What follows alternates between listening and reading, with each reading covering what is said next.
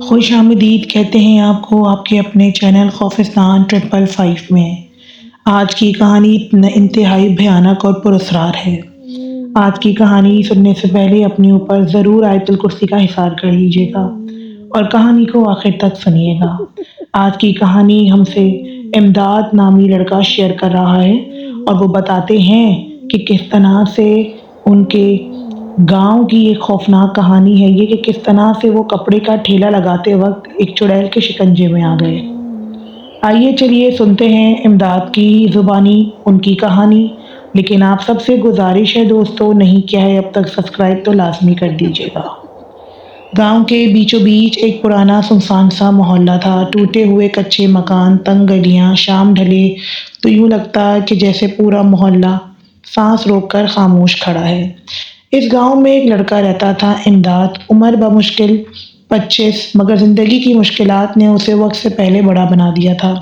امداد کپڑوں کا کاروبار کرتا تھا، خاص طور پر دوپٹے، بچوں کے کپڑے اور گھر کے چھوٹے موٹے پرانے کپڑے اصلاح کر کر بیچتا تھا۔ اس کے پاس لکڑی کا ایک پرانا ٹھیلا تھا جسے وہ ہر روز گھر گھر گھماتا تھا۔ وہ اکثر گاؤں کے انہی تنگ گلیوں سے گزرتا، مگر امداد جانتا تھا کہ گاؤں کی راتیں عام نہیں ہوتی، یہاں اندھیرا ہوتا ہی لوگ دروازے بند کر دیتے ہیں۔ لیکن ایک رات، 14ویں کی چاندنی رات، سب کچھ بدل گیا۔ 14 تاریخ کی اس روشن رات میں امداد صاحب بتاتے ہیں کہ کچھ زیادہ ہی میں لیٹ ہو گیا تھا۔ یہ دسمبر کی ٹھنڈی ٹھنڈی راتیں تھیں۔ سودا بیچتے بیچتے وقت کا پتہ ہی نہ چلا تھا کہ وہ کتنے زیادہ گاہک اس دن آ گئے تھے۔ جب واپسی ہوئی تو گاؤں کی ساری گلیاں سنسان پڑی تھیں اور کتے کی بھونکنے کی آواز کہیں دور سے آ رہی تھی۔ چاندنی اتنی تیز تھی کہ گاؤں کی پرانی گلیاں چمک رہی تھیں، مگر اس چمک میں بھی ایک خوف چھپا ہوا تھا۔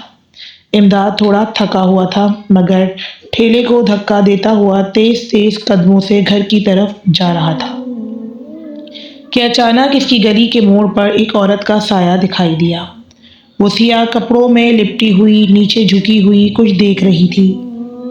امداد چونکا، دل میں سوچا شاید کوئی گاہک ہو، شاید کوئی خریدنا چاہتی ہو۔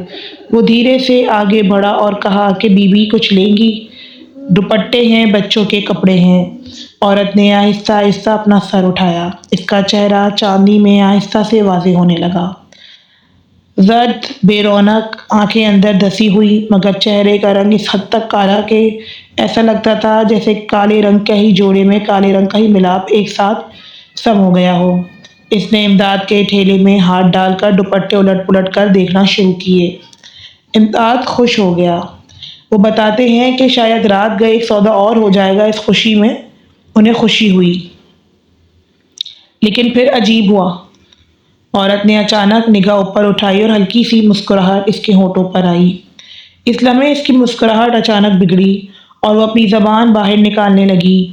پہلے تو امداد کو لگا کہ شاید وہ کوئی پاگل ہے، مگر اگلے ہی لمحے امداد کی آنکھیں پھٹ گئیں، کیونکہ عورت کی زبان عام زبان نہیں تھی، وہ لمبی ہوتی جا رہی تھی، لمبی اور مزید لمبی۔ امداد ایک قدم پیچھے ہٹا۔ اسی دوران عورت نے اپنا پاؤں امداد کے ٹھیلے کے نیچے رکھ دیا اور حیرت انگیز طور پر ٹھیلا آگے بھی نہ جا رہا تھا اور پیچھے بھی نہیں۔ امداد کو جھٹکا لگا کہ یہ کیسے ممکن ہے۔ وہ سوچ بھی نہیں پایا تھا کہ زبان مزید لمبی ہوتے ہوتے تقریباً امداد کے چہرے تک پہنچنے ہی لگی تھی۔ چاندنی رات میں وہ لمبی لمبی زبان، عزت آنکھیں اور مڑتے ہلتے چہرے نے امداد کی روح تک کو ہلا دیا تھا۔ عورت کا چہرہ اچانک سے سفید سفید ہونے لگا تھا۔ عورت چلتے چلتے رینگنے ہی لگی تھی کہ امداد کے بالکل قریب آ گئی تھی۔ امداد کا دل اتنی زور سے دھڑک رہا تھا کہ اسے ایسا لگا کہ ابھی سینہ پھٹ جائے گا، اور پھر عورت کی زبان اس کے بالکل سامنے تک آ گئی۔ امداد کی آنکھوں کے سامنے اندھیرا چھا گیا اور وہ وہیں گلی کے درمیان کلمہ طیبہ لا الہ الا اللہ پڑھا تھا اور کہتا ہے کہ وہ بے ہوش ہو کر گر پڑا۔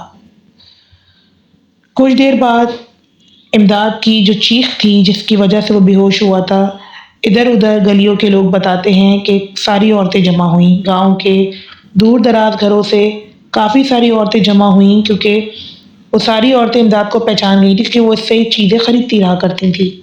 لوگ سوئے ہوئے تھے زیادہ تر، مگر پھر بھی کچھ عورتیں اپنے گھروں سے باہر نکلی اور بھاگتی ہوئی آئیں۔ انہوں نے دیکھا کہ امداد بیچ گلی میں بے سود پڑا تھا، ٹھیلا ایک طرف جھکا ہوا تھا۔ عورتیں پانی لے کر آئیں، چھینٹے مارے، مگر امداد کا جسم ایسے تھا جیسے جان ہی نکل گئی ہو اور بے جان پڑا ہو۔ ایک عورت جو کہ اس سے کافی زیادہ امداد کی خیر خواہی رکھتی تھی اور اس کی ماں جب زندہ تھی تو اس کی دوست بھی تھی، وہ چیخ چیخ کر روتی ہے کہ ہمارے امداد کو کیا ہوا۔ ان کو سب اماں بھی کہا کرتے تھے۔ اماں بھی کہتی ہیں کہ میرے امداد کو ہسپتال لے کر جاؤ۔ ہسپتال لے کر جاتے ہیں تو لوگ کہتے ہیں ڈاکٹرز اس وقت نہیں ہوتے کیونکہ اتوار کا دن ہوتا ہے اور چھٹی ہوتی ہے۔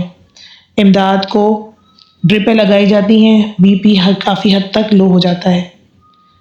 امداد کو سب کچھ کر کر 5 گھنٹے بعد ڈاکٹرز کہتے ہیں کہ انہیں ہوش آ جائے گا، انہیں آپ لے جائیے۔ امداد کو ہوش نہیں آتا، یہاں تک کہ 5 گھنٹے سے زیادہ 12 گھنٹے گزر جاتے ہیں اور امداد کو دوبارہ ہسپتال لے کر جایا جاتا ہے۔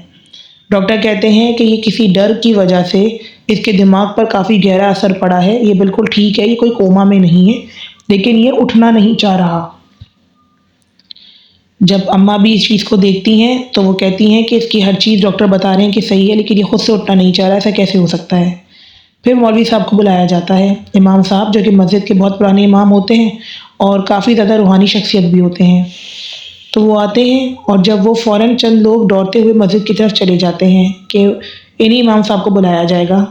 مولوی صاحب آتے ہیں، امداد کی چارپائی پر امداد کو لٹایا گیا ہوتا ہے۔ مولوی صاحب نے ماتھے پر ہاتھ رکھا اور فوراً چہرہ سخت ہو گیا۔ انہوں نے گہری آواز میں کہا کہ اس پر کسی چڑیل نے حملہ کیا ہے، یہ عورت نہیں ہوتی، یہ راتوں میں گھومتی ہیں، آزاد خون پیتی ہیں اور مردوں کو اپنا شکار بنا لیتی ہیں۔ سب کے چہرے پر اور پھر خوف سے ہی سب کے چہرے پیلے پڑنے لگے۔ مولوی صاحب نے سورہ یاسین، آیت الکرسی، سورہ فلق، سورہ ناس، نہ جانے کون سی صورتوں کا ورد شروع کیا۔ پوری رات گزر گئی لیکن امداد ہوش میں نہ آیا۔ 1 دن، 2 دن، 3 دن، 4 دن تک امداد بے ہوش رہا۔